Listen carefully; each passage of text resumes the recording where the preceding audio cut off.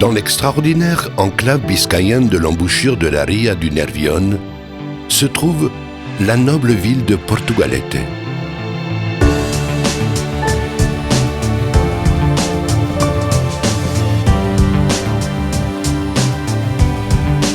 La noble ville a été fondée en 1322 par Doña María Díaz de Haro et c'est la seule commune de la rive gauche de la Ria du Nervión ayant une vieille ville. Rue pavée et la tour de Salazar, qui jadis fut une prison et une bibliothèque, et aujourd'hui un musée et restaurant avec une vue sur cette Ria qui a toujours été le soutien et la prospérité de la ville.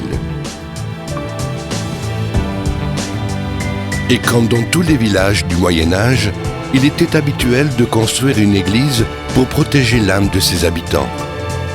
C'est ainsi que fut érigée l'église de Santa Maria, basilique depuis 1951, par la grâce du pape Pie XII, et bien d'intérêt culturel dans la catégorie de monuments historiques artistiques depuis 1984.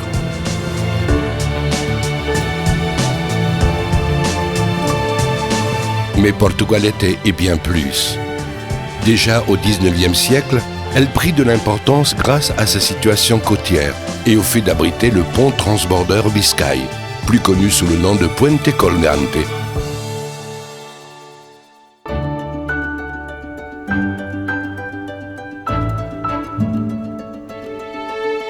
Le Puente Colgante fut le premier pont transbordeur construit avec une structure métallique dans le monde. Ce n'est pas pour rien qu'il conserve une certaine similitude avec la structure de la Tour Eiffel de Paris. Cela est dû au fait que son architecte, Alberto Palacio, fut l'élève de Gustave Eiffel. Il a été inauguré le 28 juillet 1893 et permet de relier les deux rives de la Ria sans entraver l'intense circulation fluviale qu'il y avait dans ces années-là dans le lit du Nervión, à cause de la florissante industrie sidérurgique et minière du Novecento biscayen.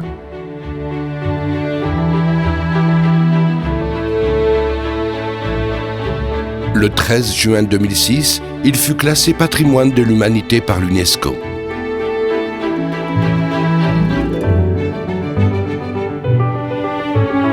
Mais ce n'est pas seulement le Puente Colgante qui donne une certaine particularité à la ville de Portugalete. La ville jarillera, appelée ainsi dans les siècles passés car elle fut une zone de vignobles située surtout sur les versants d'Azeta, La Florida ou Buenavista.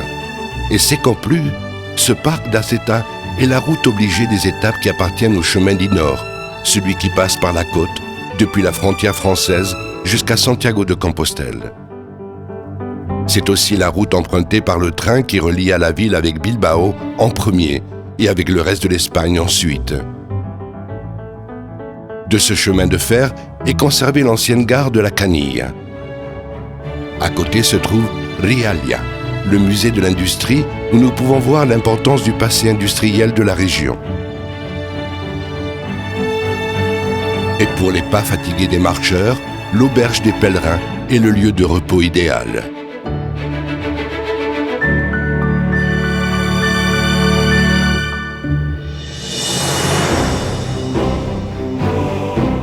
Mais on n'arrive pas seulement en marchant à Portugalete. Sa situation géographique permet d'avoir une liaison totale à travers une ligne de métro qui permet en moins de 20 minutes d'être par exemple aux portes du musée Guggenheim de Bilbao. Une ligne ferroviaire qui est reliée au réseau de chemin de fer espagnol et un réseau de routes comme l'autoroute cantabrique permettant que la ville soit seulement à 40 minutes de Santander et 30 minutes de l'aéroport international de Bilbao.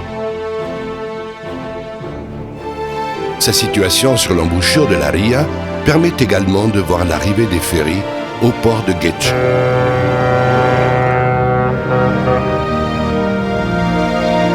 Et si nous guidons nos pas sur le chemin vers Santiago, nous nous trouverons en train de nous promener dans le parc du docteur Areilza, ou des singes comme on l'appelle ici, pour arriver au Muelle de Hierro.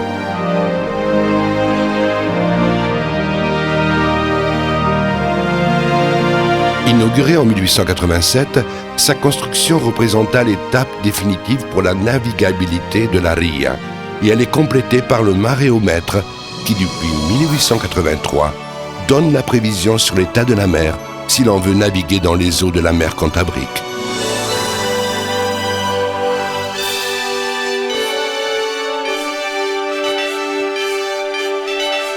Portugalete, une promenade à travers l'histoire.